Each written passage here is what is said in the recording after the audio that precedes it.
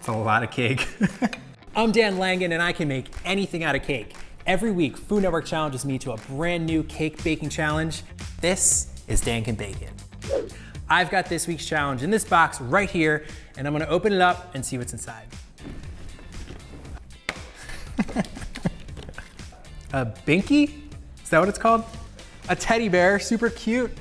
It's a little onesie. Is this for a real baby? Are these baby bottle pops? Guys, I ate these things when I was younger. It's like sugar basically, and then you eat it. Let's see what the clue is. Turn a classic baby item into a cake.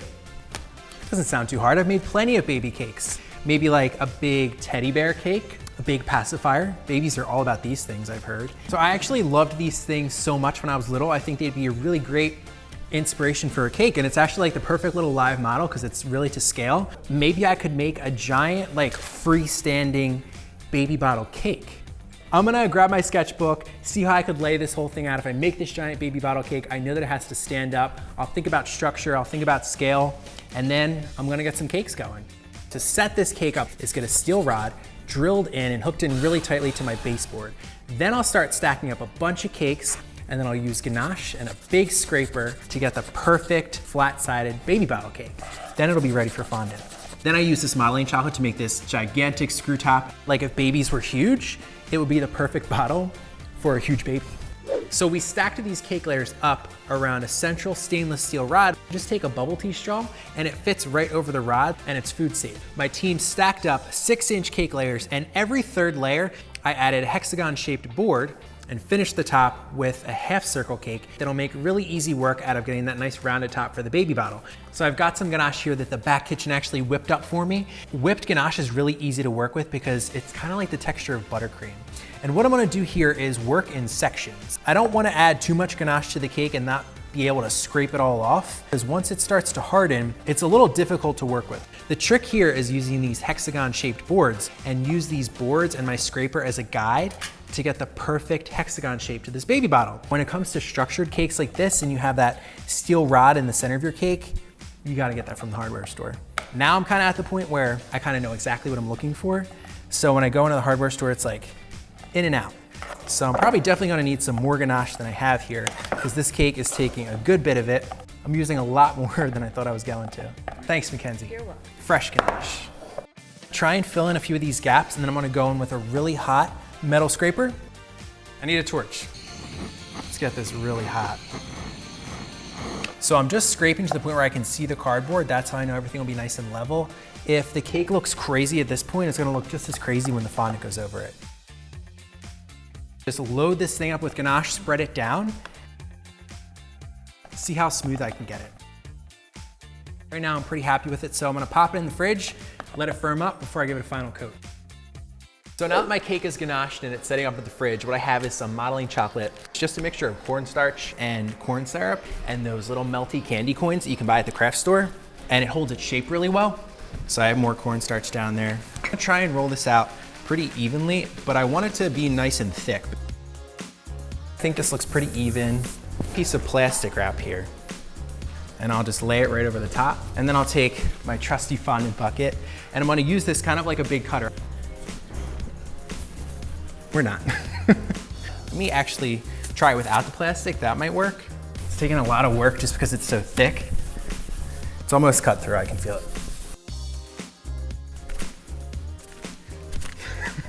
It's stuck.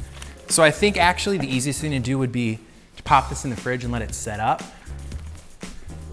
So I want to get started on the nipple for the baby bottle, and I have some white modeling chocolate here. We actually had to add some white food coloring to it. Modeling chocolate's usually this kind of off-white ivory color because of the chocolate. So this is gonna have to be a huge, this is gonna have to be a really big rubber. I don't wanna say it's gonna have to be a huge nipple. I just can't. I've never made a baby bottle nipple out of modeling chocolate before, so this is a first for me. Hang with me here, I think it's gonna work. So I just wanna kind of round the top, kind of keep spinning it, making it look symmetrical. It's literally like sculpting something with clay, like sculpting pottery. I'm happy with how this looks. So this I'll just set aside. All right, so good news. I was able to get this out of the container. I just had to chill it, so it stiffened up a good bit.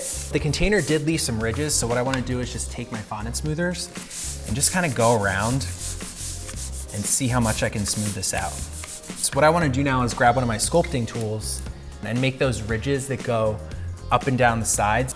I'll just use my fondant smoother just to hold this in place. If I keep my hand on there the whole time I'm doing this, I might end up with a big handprint on top, which I don't want. I'm going to detach this from the board and see how the two fit together. So I'll pick this up really gently.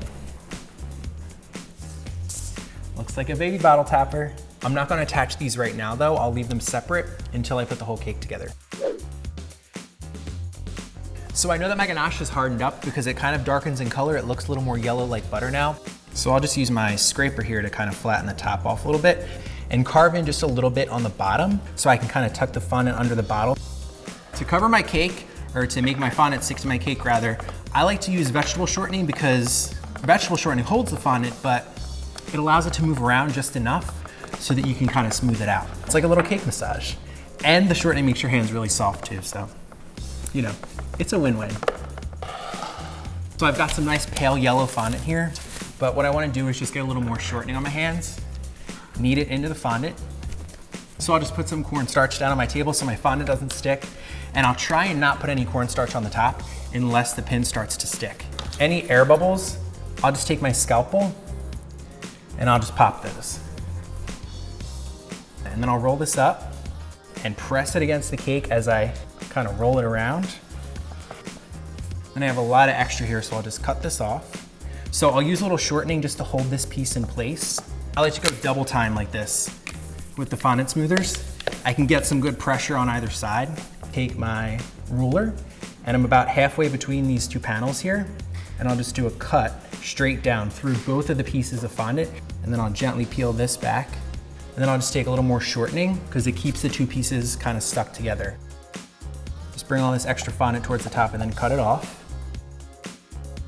And I'll use the bench scraper just to get some nice straight cuts, and I'll just push all that excess fondant under. So when you just tuck it under, it looks nice and rounded. It looks really natural, really cool.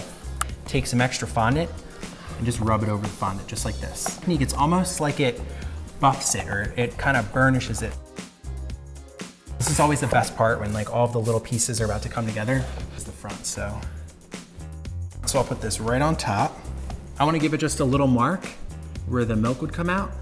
I just want to draw a line towards the center, and then I'll just make some marks where the numbers are going to go. So these are just stamps from the craft store. I buy them, and then obviously I don't use them for ink, I just use them for cake.